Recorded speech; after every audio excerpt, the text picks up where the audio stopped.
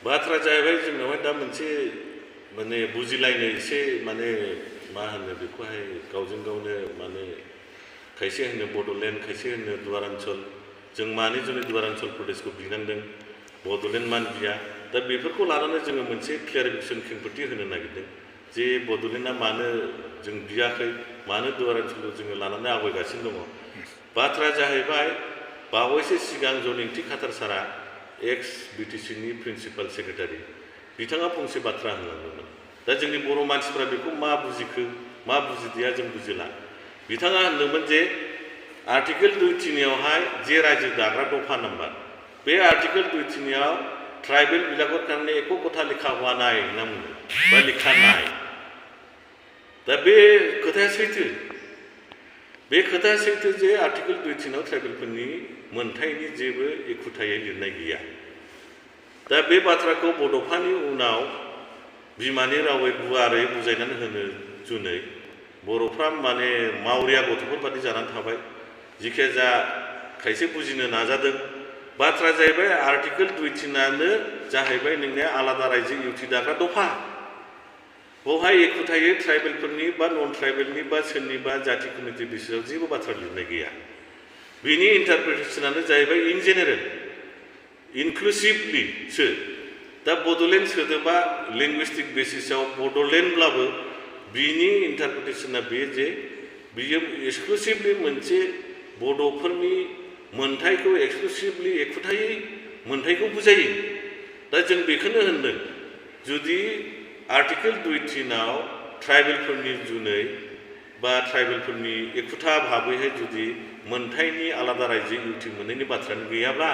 भारत सरकारा जोंनो बोरै आलादा रायजो दानानै होगोन मानोना बर' राभा खासि जयन्तिया गार' मिसिं लालुं कसारि बेफोर ट्राइबेल सोदोब दा बे ट्राइबेल सोदोबखायनोथ' जोंनो माने बड'लेण्ड टेरिटरियेल काउन्सिल होदों बा नोङो राभाफ्रा ट्राइबेलखायनोथ' राभा हासं होदों थारमाने 6 सिडुल संबिधाना आलदा आरो आर्टिकेल 2(3)आ आलदा बिनि डिफारेन्सखौ बुजिनांगोन बिनि पार्थक्यखौ बुजिनांगोन जे ट्राइबेलफोरनि जुनै मा मोनथाय दङ बियो 6 सिडुलावल' दं 6 सिडुल काउन्सिल माबायाव 6 सिडुल संबिधानाव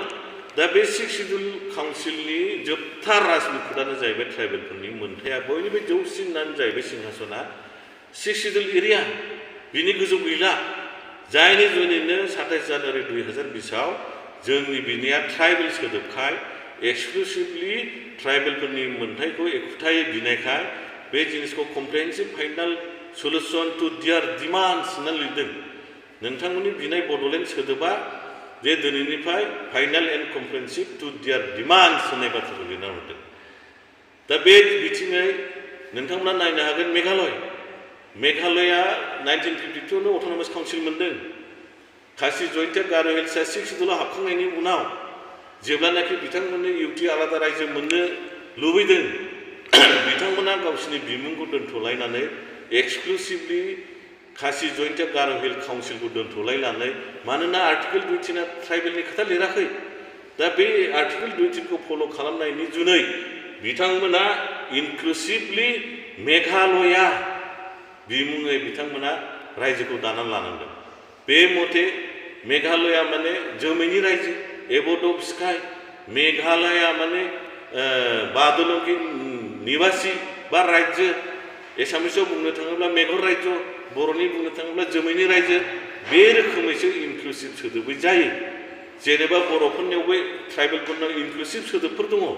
जेरेखम हमना लादो क'क्राझार चिरां जमदुवार नारखोबिल थुक्सिबिल बाथाबारि गयबारि औवाबारि बेफोर सोदोबफ्रा इनक्लुसिभ दा बेखौ खालामालासेनो जोंना बड'लेण्ड जेब्ला बिनो थांबाय बियो बड'नि अधिकारखौ एखुथायै मोनथायखौ बुजायो बड'लेण्ड माने मा बड'लेण्ड हा बड'लेण्ड रायजो बड'लेण्ड गासिबो दा बे रोखोम अधिकार माने प्राप्त खालामनो थांनायावहाय एक्सक्लुसिभ जानायाव जोंनि जे डिमान्डआ 27 जानुवारि 2020आव फाइनाल एन्ड कमप्रिहेन्सिभ लिरजादों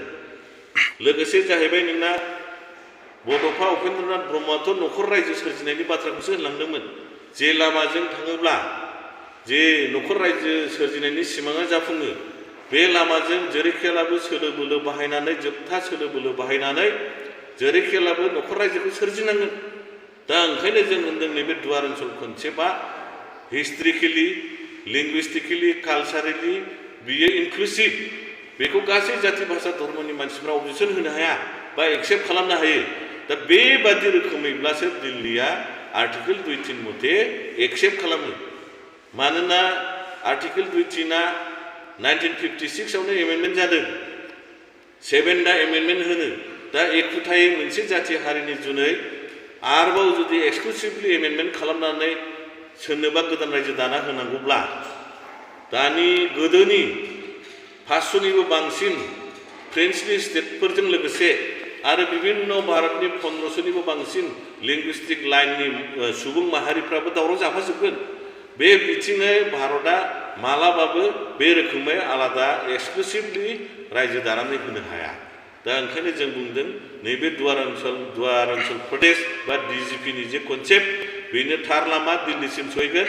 आरो जोंनि मोनथाया थाबनो जाफुंगोन मानोना नोङो बे सोदोबा इनक्लुसिभलि गासै जथाय हारि माहारिखौ लानानै आवगायनो हानाय मोनसे दल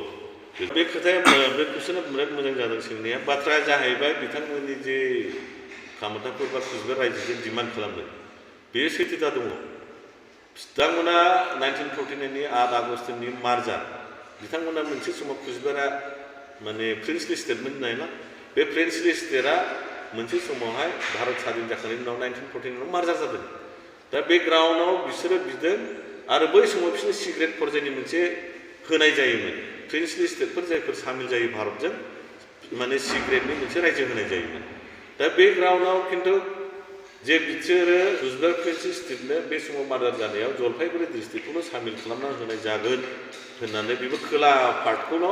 सामिल खालामना होनाय जागोन लिरनाय दङ खिन्थु आनलिमिटेड गलपारा गोदोनि डिस्ट्रिक्टखौ जे सरजाबगोन होननाय 1949 आव लिरनाय गैया दा बाथ्राया जाहैबाय जोंनाबो नैबे दुवार ओनसोलजों प्रटेस्ट बिनाया बिसोरनिया 28 आगस्ट 1949 जोंना जाहैबाय 8 आगस्ट 1949 दार्जिलिंआव मार्चार जादों जोंना 20 दिन सिगां बिसोरनि सिगां बे हाया दुवारसनि गोजा बे हालामा खिन्थु बेखौहाय सिगां बड'लेण्डबो होनामोन उदियाचलबो होनामोन दा राजबंशी भाइफ्रा बे ग्राउन्डआवनो होनगासिनो दङ बे कामतापुरनिसो हा मानोना नोंसोरो जोंनि हायावसो दा लुनानै दङ बा बे गासै एलेखा जोंनि होननाया दा ओंखायनो होनदों जोङो उदियाचलजों बा बड'लेण्डजों कनसेप्टजों बे दानि कुचबिहार बिनाय जायफोर कामतापुर रायजो बिनानै दङ बिथांमोनखौ जोङो बादा होनो हाया बड'लेण्ड कनसेप्टजों खिन्थु दुवार्सनि हालामजों दुवार्सनि जे लिगेसि दङ जोंनाव मोनथाम दलिल दङ लिगेसि 1865 1910 1949 बिथांमोनाव दङ खालि 1949 आव एग्रिमेन्ट जानाय मोनसे लिगेसि बेखौ लानानै बिथांमोना गोदान रायजोखौ बिगासिनो दङ दा ओंखायनो होनदों जोङो दुवार ओनसोलनि बे दुवार प्रदेश कनसेप्टजोंल' बिथांमोनखौ जों होबथानो हायो